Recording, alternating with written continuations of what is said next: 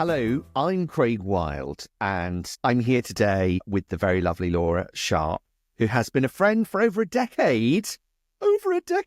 And I've known Laura as an entrepreneur.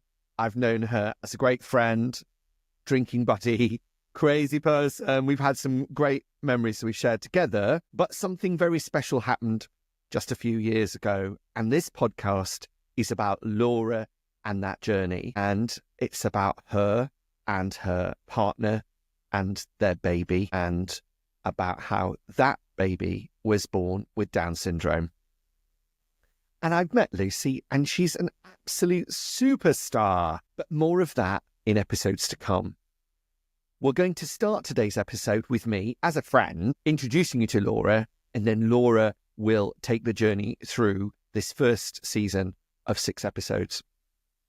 So, Laura, howdy doody. Hi. So here we are, episode 1 of your journey, and I wanted to take us back right to the very beginning, which I think was about late October 2019 when you met John.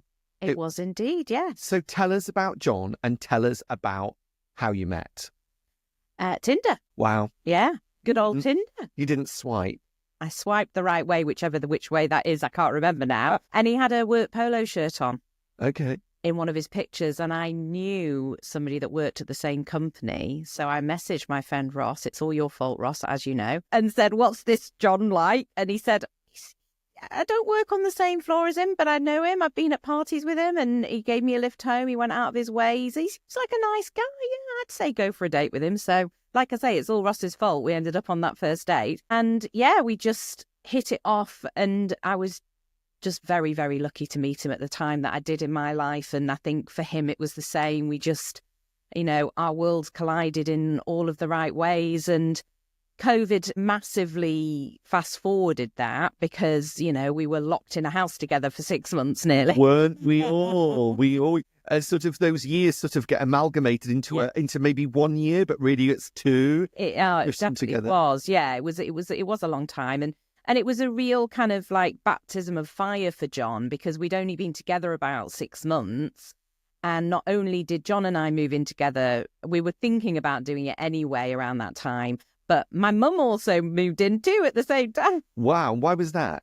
So mum was down in Yorkshire on her own, and I was worried about her being on her own. And, this whole talk of these lockdowns and what that meant and being, locked in your house on your own. I just couldn't imagine mum doing that, being such a sociable person like myself. I just thought, mum, I rang her and I said, pack your bags, you're coming to stay with us. Obviously, I checked with John first. And, he was like, well, yeah, I guess. In for a penny, in for a pound. Let's do this. And, 3 months later, when mum moved back to Yorkshire, John and I literally had that conversation of, so this seems to be going okay. Shall we get married or shall we have a baby? And the general consensus was, let's have a baby. I'm not getting any younger, so. Okay. So you've not been together very long. No.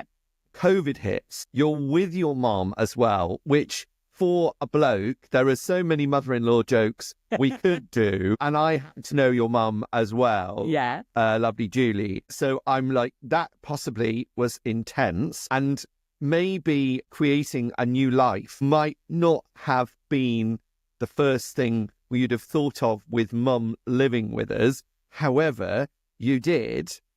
And we did. We let the tyre tracks sort of fade as she left for Yorkshire. Exactly. Well, it was kind of like that, really. It was pretty much like, right, let's go. Okay. So he'll love me for telling you this. Delicately put. So this would take us to the summer of about 2020. I think June, July time. Yes. And you decide to have a baby. Mm-hmm.